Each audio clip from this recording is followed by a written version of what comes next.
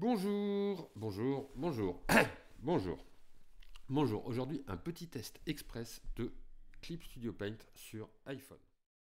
Clip Studio Paint, c'est une application qui fonctionne sur Mac, sur PC, pour dessiner. Alors voilà, déjà on la lance, on a le choix entre la lancer et s'abonner. On va la lancer pour non, on ne va pas afficher les actualités. Les actualités, c'est Clip Studio Paint est disponible pour iPhone. Là, on a des icônes, c'est la nouvelle interface de Clip Studio Paint. On va faire une nouvelle œuvre, donc on a le choix, comme dans Clip Studio Paint, entre une illustration, BD, un dessin animé. On choisit les paramètres de l'œuvre, on est vraiment comme dans Clip Studio Paint, sur un écran d'iPhone. OK. Et donc, j'ai mon canevas, j'ai mon plan de travail que je peux agrandir. Tout de suite, vous voyez, en haut, on a une petite barre, un temps. Ce temps-là, c'est 1 heure. Cette application est gratuite si vous l'utilisez qu'1 heure par jour. Tous les jours, vous avez le droit à 1 heure. Sinon, il y a un système d'abonnement selon la version qui correspond à la version de Clip Studio Paint. Voyons plutôt comment ça fonctionne. 1 heure, c'est largement suffisant pour moi.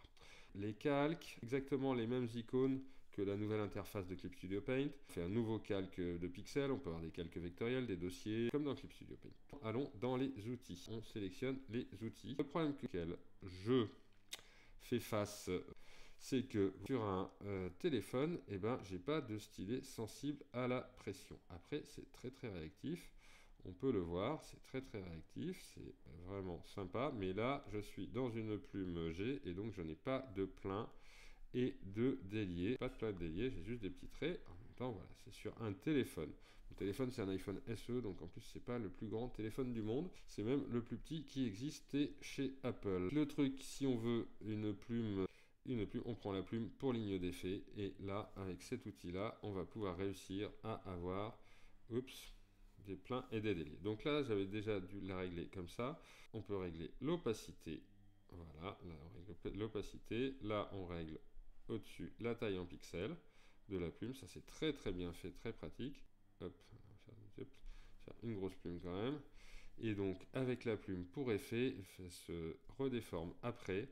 Il y a moyen d'avoir un petit peu un ancrage comme ça. Il faudra regarder s'il existe des stylets qui peuvent gérer la pression sur des iPhones. Les outils sont les mêmes. Là, il y a un petit outil très pratique pour passer directement de la gomme au stylet. Les outils de sélection, les outils de sélection d'objets, mais là, je suis sur des calques pixelisés. Les outils, donc, on a vraiment tout.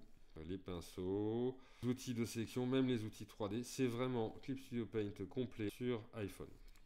Évidemment, là c'est le sélecteur de couleurs qui est là, que l'on peut voilà, changer comme on veut. Hop, voilà, les couleurs récentes, exactement l'organisation de Clip Studio Paint. Et je trouve vraiment que c'est bien fichu, ça fonctionne. Voilà, la nouveauté c'est aussi que on peut enregistrer les fichiers.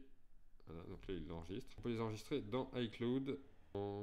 Qu'est-ce que c'est? Les matières, les couleurs récentes.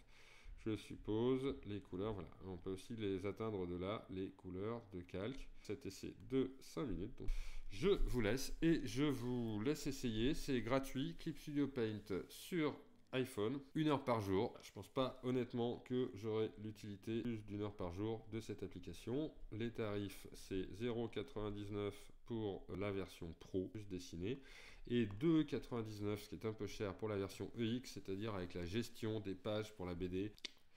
Chez Édition Calque, tout y est dans sa complexité et étonnamment ça fonctionne bien. Vous avez aussi, comme sur iPad, ce petit up qui vous permet de faire des raccourcis clavier, c'est-à-dire vous avez les touches commandes comme sur Mac, les touches commandes, options, etc. Ce qui vous permet d'avoir les options des outils. C'est pareil sur la version iPad. Merci d'avoir suivi cette démonstration de Clip Studio Paint sur iPhone. N'hésitez pas à l'essayer. C'était Grug. Alors, on est où là? Pouf. Hop.